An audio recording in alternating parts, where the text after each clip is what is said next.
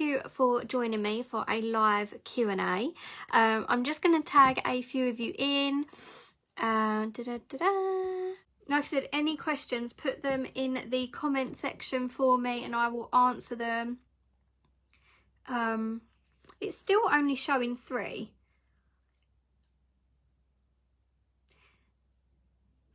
Do you think I should do this?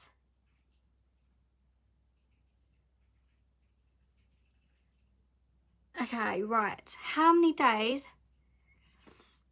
can you have sepsis before it turns into septic shock? So I don't know the specific amount of days, Deb. Obviously, that is something... Oh, here's the questions. They're starting to roll in. Brilliant. This is what I wanted. Okay, so, Deb, I don't know the specific amount of days. Josh is in the comments. So, Josh, if you know, please can you reply to Deb for me? However, obviously with sepsis, remember that sepsis does not leave time, okay?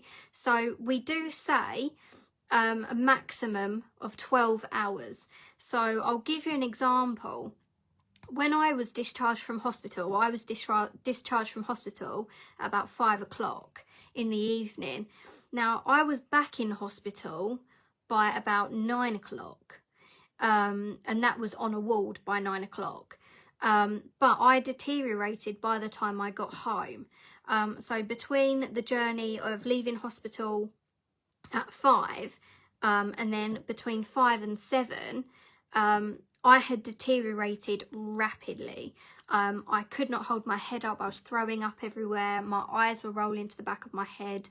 And the paramedics said to my mum, when she rang them and they came to our house, they said to her that my body would have just shut down and I would have passed away by the morning. So it's all about deterioration. So I can't give you a specific time frame, but what I can say is with sepsis, it does not leave time. So using my story as an example, if I had left that and gone up to bed and gone to sleep, I wouldn't have been alive in the morning. So that's the best way that I can describe it, really. It's just don't leave anything. And yeah, absolutely, as Josh said, the UK Sepsis Trust will be able to give you a specific time frame. However, remember, everyone is so different. Everybody's body deteriorates at a different rate. And, you know, that's what I've learned over time, is everyone is so different. Yeah, so as you can see in the comments, Laura has said that one of her friends treated someone and they had deteriorated within 5 minutes. So to answer your question, Deb, it varies. Let me know if that's the kind of answer that you wanted. But like I said, any further information about that, you can always contact the UK Sepsis Trust, Sepsis Alliance or World Sepsis Day. Okay, Josh, I have one to start with. Can I give an overview of my work? Yes, I can. So for anyone that is watching and hasn't met me before, hasn't spoken to me before, you are in this group for a reason, and that is for hashtag Around the World in 13 Days, which is a globally recognised campaign. And I created that. This is my campaign, but I always say it's our campaign now. It's not just mine, it's all of ours. And so I'm the creator of that. I'm a 2-time sepsis survivor myself. If you want to know about my journey, comment and I'll tell you. What else? I am the UK patient representative for deteriorating patients at Healthcare Conferences UK, and I've also done a conference on patient safety as the UK patient representative. I'm co-founder with Mike Mahoney on the BeSAFE initiative. So if you want to know what the BeSAFE initiative is, leave a comment and I will tell you. and I have raised thousands and thousands and thousands of pounds for the UK Sepsis Trust, and I founded the Sepsis Dinner and Dance charity event, which was absolutely incredible. So yeah, I have done a lot, which led me to becoming the UK World Sepsis Day Ambassador, due to hard work and dedication, and obviously the success of the campaign in the first year that I ran it. From there, I've gone on to become a health and wellness blogger. I've got my own column in our Borough magazine, and each quarter, so it's split into different quarters, and for each quarter I talk about a different topic, not just sepsis, but other awareness topics such as heart awareness, so how to look after your heart. I've done sepsis, I've done quite a few, and my latest column comes out on the 15th of March, and it is a follow-up to my sepsis article, and it is focused on post-sepsis syndrome and also the link to long COVID. And what's fantastic about having my health and wellness column is it is all checked over by the NHS. So anything that I write, it is always checked over by my local hospital, which is Darren Valley. So they will proofread it. If they need to add anything in, then they add it in. But it's been an absolute whirlwind, my journey, to be honest, Josh. Yeah, I could go on, and when people ask me that and I tell them what I do, I even sometimes sit back and think, Jesus, I've done a lot, but in that time frame, I know that it's helped a lot of people, and hopefully my work has helped you. If you're watching, I hope that my work has helped you, whether it's personally or whether it's in your country, or just by being on the campaign. I hope that my work hasn't just benefited me, I hope it's benefited you as well. So Josh, thank you for your question. Laura, how was the deteriorating patient thing the other day? It was the best conference that I have been a part of. So it was my third or fourth, I think it was my third, it might have been my fourth, and it was led by a specialist from Oxford University, and it was brilliant. The thing with the healthcare conferences, I can't talk about what was actually spoken about, because of obviously like confidentiality and things like that, but what I can say is that there was over, a huge amount of questions put forward to me after I did my talk. And this is healthcare professionals, this is doctors, this is nurses, and knowing that they are listening to my input, where are they going wrong? What can they do better? What needs to change? What needs to change in respect to their communication with a patient? And I love doing these conferences, because I know that I'm not just being a voice for myself, but I'm being a voice for thousands upon thousands of people.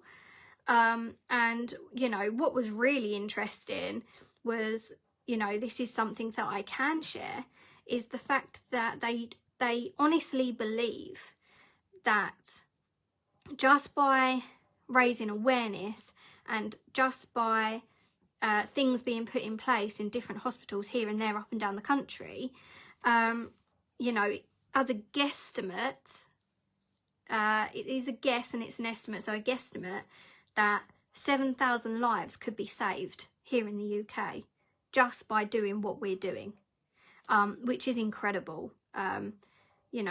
We shouldn't be losing 48,000 people every single year. It just shouldn't be happening. So answer to your question, Laura, It was amazing.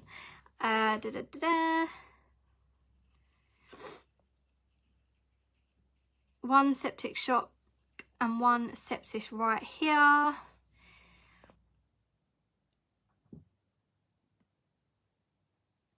Josh, are you able to talk or are you at work? Any other questions, guys? BeSAFE. A little bit about BeSAFE. Okay, so BeSAFE stands for Be Sepsis Aware for Everyone. And, you know, it was something that I came up with the concept 6 months ago. Perfect. I'll add you in a moment, Josh. So the concept I came up with 6 months ago is during the first initial lockdown. And what led me to coming up with that idea was I'd done quite a bit for our local hospital, Darren Valley, and our community. And I thought there has to be something that I can do whilst I'm sat at home. I had organisations starting to contact me saying, can you help us? Is there something that you can do? You know, whether it was finding PPE and things like that. And it kind of got the ball rolling whilst I was sat at home thinking, right, okay, I need to do something. Something needs to be done. But a lot of people was doing the same thing and it was repetitive. People were all donating food. People were all putting out food banks. People were all donating PPE. People were all doing GoFundMe pages for the NHS. And I wanted to do something a little bit different. And I wanted to stick with my kind of sepsis role and use it to my benefit. So what I did was I started to contact organisations in my local community that dealt with the vulnerable. And when I say the vulnerable, I mean the people living on the streets, people living in shelters. So that was the start of it. So I went in to a couple of organisations when we could at that point and did awareness talks, and it came to my knowledge that these homeless organisations, these shelters, do not know about sepsis. And it really shocked me, it surprised me, and I thought, okay, I need to do something. So I did the first talk, and you know, we offered the resources, and we got the resources sent to them via the UK Sepsis Trust. I then did Canterbury Outreach, Folkestone and Porchlight UK, and I did these awareness talks via Zoom, and the feedback was incredible. It was the fact that these volunteers thought that it was extremely beneficial for them to have this knowledge and also resources. So that spurred me on even more. And then I got talking to Mike Mahoney, and I was telling him about what I was doing. And he said, is there any way that I can get involved? I said, yeah, sure. So we kind of mulled it over, and we figured out that this is something that could be huge. This could help a lot of people. And then I said to Mike, okay, well, we need to come up with a name for what we're doing. So that we can put it together and this can be official. And he came up with BeSAFE, you know, Be Sepsis Aware for Everyone. So then it was just ball rolling from there, really. We got in touch with the UK Sepsis Trust, which had already known what I was doing prior to that, but we kind of just approached them and said, right, okay, we've got a name for this now, and it's an actual initiative. And we want to put a lot of time, a lot of effort into this. Now, this is voluntary. I don't get paid. I don't get paid for this.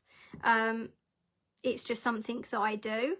And we've got some huge organisations ready to go in the next coming months.